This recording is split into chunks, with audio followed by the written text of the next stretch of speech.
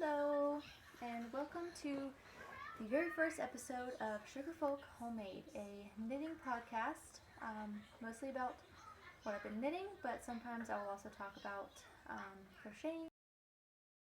And so, I'm Michaela.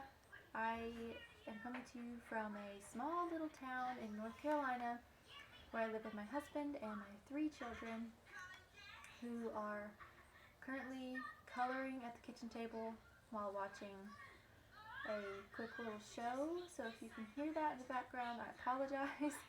I already tried to record this once and it was quite a fail because I recorded it vertically. I know better than that. I don't know why I did that. And then my phone was just spazzing out. My phone's very old. So I'm going to be surprised if I can actually get this one recorded and even put up on YouTube. So if you're seeing this, I will be very happy.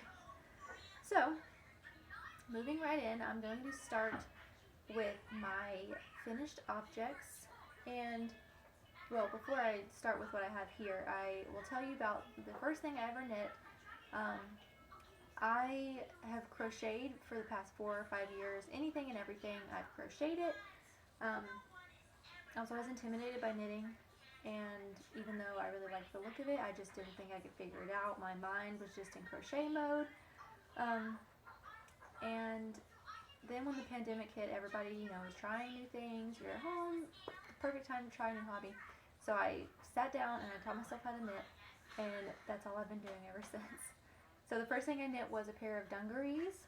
They were originally for my youngest son, who was 3 months old at the time, and I finished them when he was about 10 months old.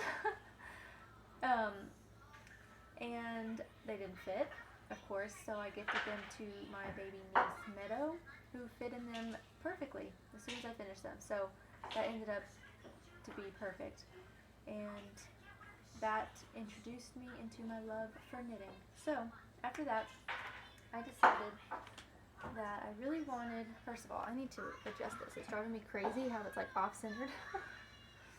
I don't know if it's me that's off-centered or my camera. I don't know. This is a little better. So anyways, I wanted to make a sweater, like a cropped sweater that I could wear over my dresses that would match most everything. And I found a pattern on Ravelry called Trescal Jumper. It was free and looked simple enough, so I printed it out, searched for some yarn. I ended up buying my yarn from this UK site. I don't even remember what it was called, but I saw a picture of the yarn and it looked like a mauve-y kind of taupe color, more on the pink side. I wanted something neutral but still feminine, so I ordered that and I was so excited because it would match basically everything I have. And it got here and it was purple. I don't mind purple, but I don't have a lot that goes with it. But it is growing on me. I have a couple skirts that I can pair it with. So this is my Trescal jumper. I love it. It fits right at my waist. It would actually look really cute with this. And I knit it with King Cole Luxury Merino DK weight. The colorway is Wisteria.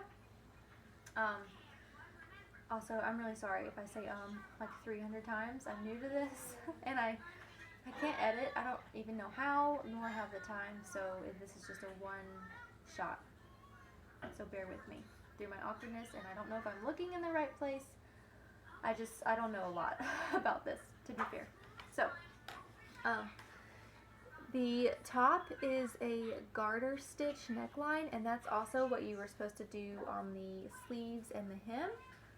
But I realized I don't really love the look of that, so I just did a twisted rib on the cuff and on the hem. And I want to make another one of these, and when I do, I will do the twisted rib up on the neckline as well. But yeah, I wear this anytime it matches, I wear it. So I really do love it. I made it in the size 90 centimeters, but I have come to realize that I am a tight knitter, so it came out a little small, but it works. and it at least taught me that I knit tight. I still don't really swatch because I'm impatient. So if nothing else, I've just learned to go up a couple sizes when I knit. So first garment for myself was a success. And there's a hair stuck in it. Okay, the next thing I knit was a pair of socks for my husband. They were supposed to be for his birthday in November, and I finished them the day before Christmas. So, a little late, but my daughter's over here trying to see what's going on. So, I made him these socks. I went with an ankle length because, go sit down and color.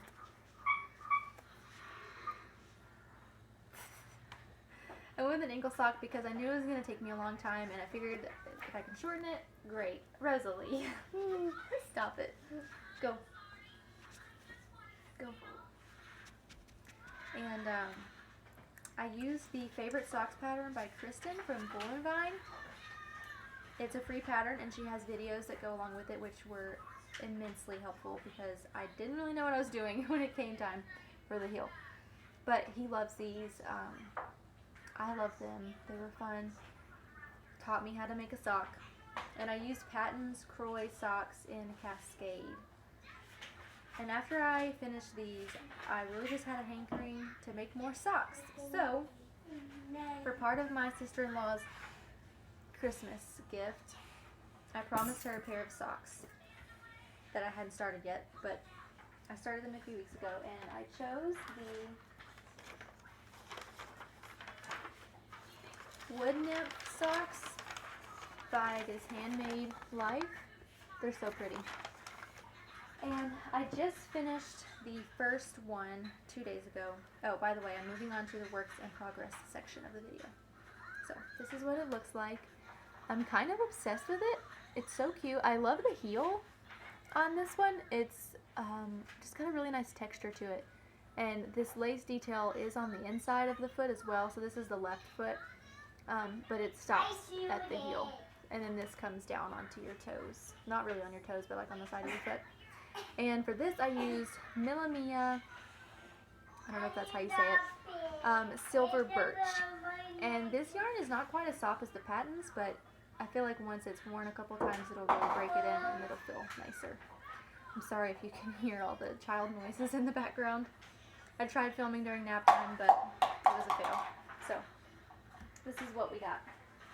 And I am keeping my socks in this cute little thrifted pocketbook, purse, if you will.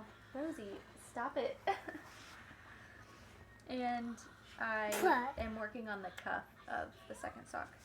This little bag is perfect for taking sock projects around because I like to take them with me and knit if we go somewhere, if we're going to be in the car for a while. It's a perfect size.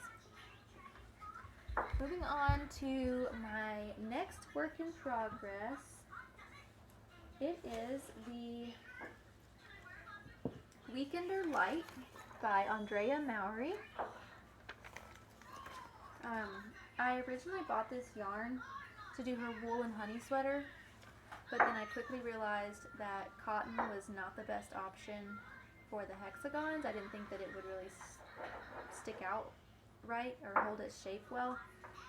But this is the yarn, Sheepjes, I don't know how you say that, Cotton 8 in the colorway 671, which I believe is burnt orange. Go ahead.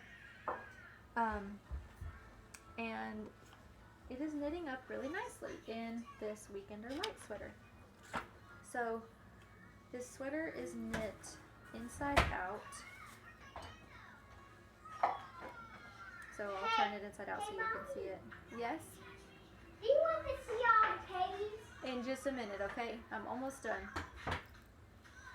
So it's kind of wonky looking because it's all bunched up on the needles, but you can see the front hem is a little shorter than the back hem, and it has this really cool line going up the center. It's on the back as well, and I think it's meant to be about this long, but I'm gonna kind of crop it to hit right at where my pants hit. And This is more of my mindless knit. This is what I knit when my husband and I are watching Little House on the Prairie at night. We watch it every single night. And this is just stockinette, so I just sit there and go to town on it. And I like to have a small project on my needle, such as socks, and then a mindless project for watching TV, and then I like to have a more complicated one just to kind of hold my interest. So for now, that is the color work sweater. I love it. I draw the last one. And I drawed all of them. Good job. Can you draw me one, please? Addie. She went potty. So, again, sorry for the interruptions. I was For my on you. complicated one. Maybe I'll be a bandit. Sorry. Maybe I'll be a bandit. Okay, can you guys go play in the kitchen, please? For Maybe just a few I'll be minutes? a bandit. Maybe there might be a bandit. I feel bad, like, shooing them away, but almost done. So I'm making this Jupiter crop. It's a shorter sleeved cropped sweater for layering, and this is by Caitlin Hunter. And I've never done color work before this, but I think this was the perfect project because it's small, and the color work is through the entire sweater. So if your tension is a little different in color work than it is in just regular stockinette, you can't tell because the whole thing is color work. A sweater where you have color work just on the yoke, if your tension is different, you'll see like buckling and it'll just look wonky. So this was the perfect beginner for me. So let me see if I can hold No, it my up. belly is hurt. Okay. It looks really tiny because it's not stretched out, but I did go up 2 sizes and a needle size in hopes that I will get a decent size out of this because, as I said, I do knit tight. But I just think this is so pretty. I love the pattern, and it does require me to focus, so I do this at night. After we watch TV, I will listen to an audiobook. Right now I'm listening to Anne of Green Gables. I just finished Pride and Prejudice. So yeah. And this is what the inside looks like. It floats where all the yarn is carried through the back. I think it's so fascinating to see what the inside looks like. And everyone always shows theirs on knitting podcasts.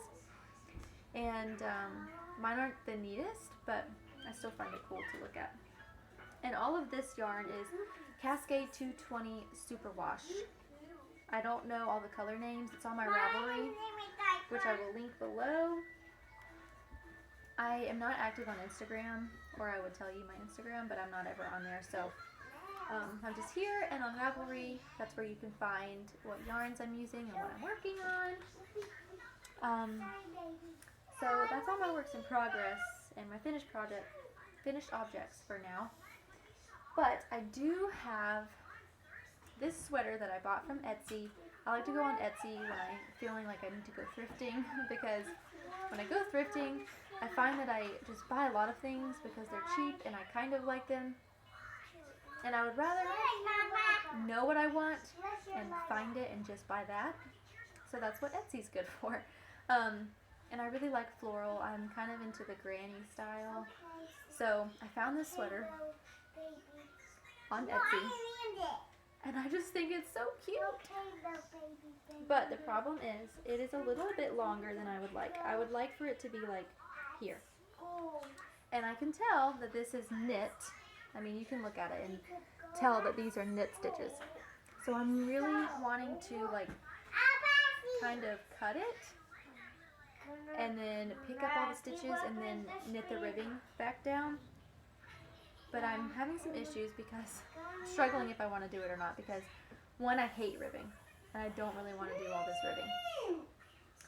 And two, I'm afraid that I might ruin the sweater because I've never done that before and I don't really know what I'm doing. So if you have any tips on that, I would greatly appreciate them. But I do really love this, and I want to wear it a lot, so I want it to be something that I love and I want it to fit right. So one day I'll get up the courage to do that. I'm so sorry about all the ums. I'm hoping I'll get better at this as time goes on. And I hope to see you guys again and talk to you guys about what I'm working on in probably in the... I'm not a very fast knitter, so I won't have much to show if I were to come on here again in 2 weeks or so. So, I hope you guys enjoyed this. It was a little bit quicker than I wanted. I didn't want to fly through it, but my kids are up and they're loud and they need me. They're all, the oldest is 3 and a half, and then there's 2 and a half and 1. So, they need me. They're pretty dependent. So, I'll just cut it here. Please subscribe if you are interested in seeing my knitting journey. I'm excited to start it, even just to look back on for myself as like a little video journal. And if you would, leave a comment and let me know where you are in the world. I watch a lot of knitting podcasts and people from all over the place, knitting traditions. I watch her, she's in Norway. I watch Gabriella from Merryweather Knitting, she's in Germany. And Free Your Sheep, she's in Germany. No, she is not in Germany. She is German, but she lives in the UK, I believe. I could be wrong. But it's just crazy that knitters were just all spread out all over the place. And I think it's so fascinating to see where everybody's coming from to watch. So leave a comment. Let me know where you're from. Let me know what you're working on, because I love to see new patterns that I haven't seen before. My Ravelry favorites list is quite long because I'm always seeing something. I'm like, oh, I want to knit that in 3 years when I have the time in my queue. But anyways, I've enjoyed talking to you guys, and I hope you've enjoyed watching despite all the loud noises and the ums. And happy knitting. I will see you again next time.